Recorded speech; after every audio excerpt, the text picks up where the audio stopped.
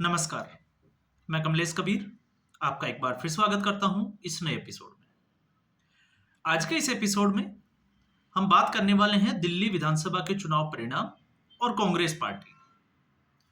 Congress party बड़ी खुश नजर आ रही है और खुशी का कारण है कि उन्होंने आम आदमी पार्टी या हम कहें कि भारतीय जनता पार्टी की जीत हुई है और आम आदमी पार्टी सत्ता से बाहर हो गई। ये उनकी खुशी का कारण है या फिर हो सकता है दुख को छुपाने का एक तरीका हो, क्योंकि कांग्रेस पार्टी एक्सक्यूज की राजनीति जो है वो ज्यादा कर रही है। पिछले कुछ सालों में आपने देखा होगा, हार के कारणों की समीक्षा नहीं करना, मंथन नहीं करना, आकलन नहीं करना और गलतियों से सबक नहीं लेना, ये कांग्रेस पार्टी की एक परिपाटी बन गई है। तो ऐसी स्थिति में हार का ठीकरा किसके ऊपर फोड़ा जाए? तो इस बार इस बात से जो है वो कांग्रेस पार्टी खुश है कि आम आदमी पार्टी चुनाव हार गई, क्योंकि हमने गठबंधन नहीं किया था। हालांकि अगर आम आदमी पार्टी और कांग्रेस पार्टी का गठबंधन हो भी जाता तो इसकी क्या गारंटी है कि भारतीय जनता पार्टी को वो पूर्ण बहुमत की सरकार बनाने से रोक लेती, क्योंकि अगर गठबंधन होता तो मतदाता को जो मैसेज जाता वो अलग तरीके से जाता। अब इस कड़ी में आपने देखा होगा, इस वक्त कांग्रेस पार्टी खुश नजर आ रही है, चाहे वो दिखावे के लिए ही हो, लेकिन वामपंथी मीडिया बड़ा दुखी नजर आ रहा है। और आपने देखा होगा अजीत अंजुम, कल उन्होंने एक इंटरव्यू लिया, सुप्रिया सिन्नेत के साथ एक इंटरव्यू किया, और इस इंटरव्यू में जिस तरीके से अजीत अंजुम ने क्वेश्चन पूछे हंसते हुए, क्योंकि गंभीरता तो नजर नहीं आ रही थी लेकिन फिर भी, लेकिन जो क्वेश्चन पूछे उनका जिस तरीके से जवाब दिया। अब मैं यहां पर सुप्रिया सिन्नेत और अजीत अंजुम की बात इसलिए नहीं कर रहा कि वो बैठ के इंटरव्यू कर रहे हैं, मैं इसलिए कर रहा हूं क्योंकि जिस तरीके से सुप्रिया सिन्नेत ने राजनीतिक विश्लेषकों का मजाक उड़ाने की कोशिश की उस वीडियो में, वो बड़ा इंपॉर्टेंट है, समझने वाली बात है कि पार्टी, उसकी स्थिति के लिए कौन जिम्मेदार है, लेकिन फिर भी आप राजनीतिक विश्लेषकों को कोस रहे हैं, क्योंकि राजनीतिक विश्लेषक ये कह रहे हैं कि कांग्रेस पार्टी को जिस तरीके से चुनाव लड़ना चाहिए था उस तरीके से चुनाव नहीं लड़ा। तो कांग्रेस पार्टी का जीरो था पिछले 3 बार से, इस बार जीरो है ही, और आगे भी हो सकता है कि कांग्रेस पार्टी जीरो पे ही रहे, और इसकी प्रबल संभावनाएं भी हैं। क्यों? क्योंकि कांग्रेस पार्टी के पास इससे अच्छा हम कहें कि गोल्डन चांस हो ही नहीं सकता था। और ऐसी स्थिति में आप सोच के देखिए, पिछले विधानसभा चुनाव में हम बात करते थे आम आदमी पार्टी की, और बात चर्चा क्या होती थी कि आम आदमी पार्टी को नोटा से कितने ज्यादा वोट मिले या कितने कम वोट मिले। चाहे वो आप राजस्थान की बात कर लीजिए, फिर आप मध्य प्रदेश की, छत्तीसगढ़ की, हिमाचल की, या फिर हम बात करते थे कि आम आदमी पार्टी के कितने उम्मीदवारों की जमानत जब्त हुई। और इस कड़ी में आप देखोगे तो लगभग सभी उम्मीदवारों की, एक या दो को छोड़कर, जमानत जब्त। और फिर हम उसका विश्लेषण करते थे कि जो अरविंद केजरीवाल ये दंभ भरते थे कि वो राष्ट्रीय पार्टी है और वो पार्टी जो है वो राजस्थान में बड़ा कुछ कर देगी, मध्य प्रदेश में जो है वो सिनेरियो बदल देगी, वो तमाम तरह की बातें। लेकिन इस बार उस स्थिति में आप देखिए कौन सी पार्टी आ गई, और उस पार्टी का नाम कांग्रेस पार्टी। 70 सीटों में से 67 सीटों पे, 67 सीट पे डिपॉजिट जब्त हुआ है कांग्रेस पार्टी का। अब आप सोच के देखिए कि कांग्रेस पार्टी जो लगातार पिछले 11 साल पहले 15 साल तक दिल्ली में शासन किया, और आज स्थिति क्या आ गई? आज स्थिति ये हो गई कि वहां पर उनके उम्मीदवारों की जमानत जब्त हुई है, और बाकी जो बचे हुए 3 उम्मीदवार है, कैंडिडेट है, उसमें से 2 कैंडिडेट जो कि तीसरे नंबर पे रहे हैं, और एक कैंडिडेट कस्तूरबा नगर की, जो मदनलाल, जो आम आदमी पार्टी के सिटिंग एमएलए थे, और वहां पे आपको पता होगा जिस तरीके से टिकट वितरण हुआ, हालांकि वो सीट भारतीय जनता पार्टी के खाते में गई, लेकिन उस सीट पर यह रहा कि कांग्रेस पार्टी दूसरे पोजीशन पे आने में कामयाब हुई। इसके अलावा कांग्रेस पार्टी ने कोई भी उपलब्धि इस चुनाव में तो हासिल नहीं की। तो फिर दूसरा आ जाता है कि कांग्रेस पार्टी के पास एक मौका था, और मौका क्या था?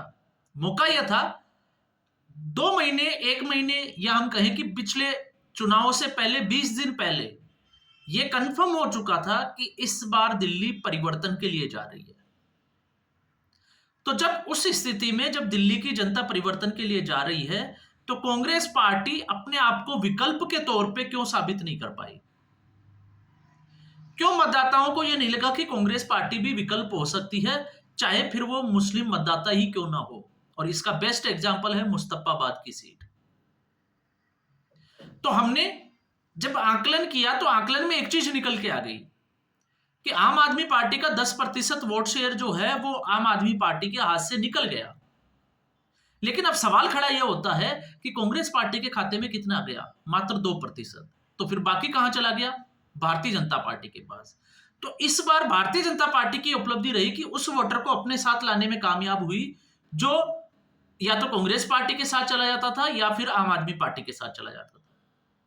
तो फिर कांग्रेस पार्टी जिन 14 सीटों की हम बात कर रहे थे, क्योंकि अब मुझे नहीं पता कि सुप्रिया सिरनेत जो है वो किस हैसियत से कांग्रेस पार्टी में प्रवक्ता के रूप में है, क्योंकि ना उनको सवालों के जवाब आते हैं।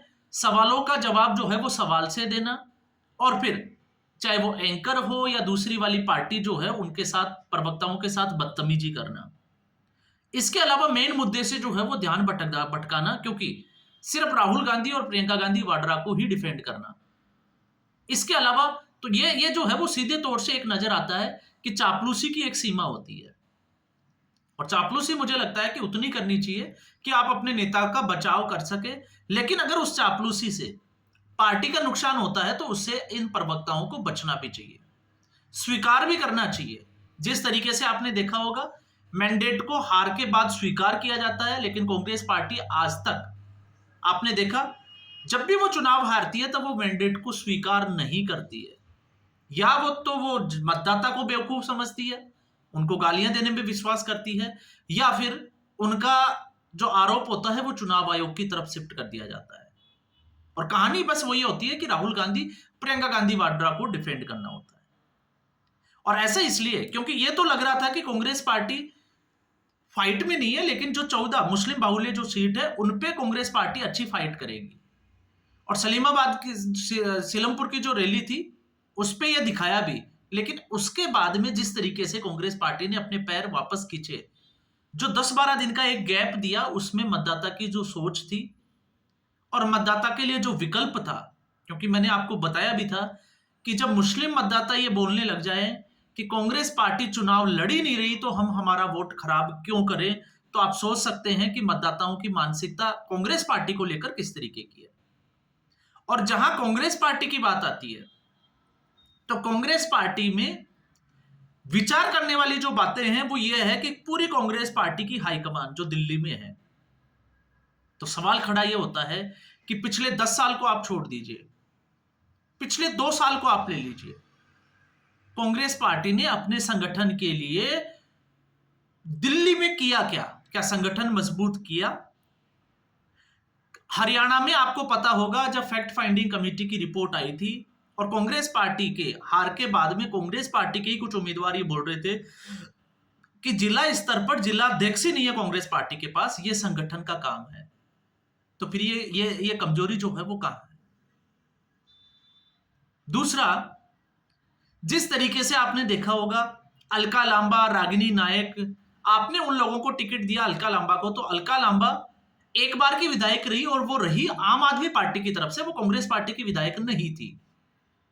आपने उन लोगों को टिकट दिया, क्यों दिया? क्योंकि आपके पास में दिल्ली की अगर हम बात करें विधानसभा में आपके पास उम्मीदवार ही नहीं थे, क्योंकि सवाल खड़ा हो जाता है। संदीप दीक्षित के बारे में हम बात करते हैं कि उन्होंने फाइट की नई दिल्ली की विधानसभा सीट में, लेकिन पिछले साल 10 साल में संदीप दीक्षित ने सत्ता में बाहर रहते हुए क्या किया? तो कांग्रेस पार्टी जो है वो सिर्फ और सिर्फ एक चुनावी पार्टी बन के रह गई है। चुनावी पार्टी का मतलब जब चुनाव आयोग चुनाव की घोषणा करेगा तो उसके बाद में कांग्रेस पार्टी आपको ग्राउंड पे दिखाई देगी। और इस बार तो स्थिति जो है वो और बड़ी अजीब हो गई कांग्रेस पार्टी की कि कांग्रेस पार्टी ने अपने उम्मीदवारों को दिल्ली में मरने के लिए छोड़ दिया, चाहे वो संदीप दीक्षित हो, अलका लांबा हो, रागिनी नायक हो। हाईकमान की तरफ से उन लोगों के लिए क्या किया गया। वो तो वन मैन आर्मी की तरह अपनी अपनी सीटों पर लगे हुए थे। तो फिर कांग्रेस पार्टी का हसर तो यही होना था ना। अब आप उस पे बैठ टीवी चैनल के ऊपर बैठ के आप कितने ही जो है वो राजनीतिक विश्लेषकों को कोसते रहिए। और राजनीतिक विश्लेषक जो है उनका काम होता है कि चुनाव प्रक्रिया के दौरान कौन सी पार्टी में क्या कमियां रही और क्या मजबूतियां रही, उसको जो है वो जनता के सामने लाना।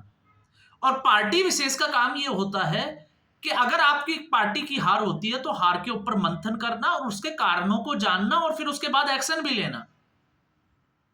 क्योंकि कारण को जानकर, जब हम बात करते हैं हरियाणा की फैक्ट फाइंडिंग कमेटी बनाई, कारणों का पता किया, लेकिन उसके ऊपर एक्शन क्या हुआ? तो एक्शन तो कुछ हुआ ही नहीं।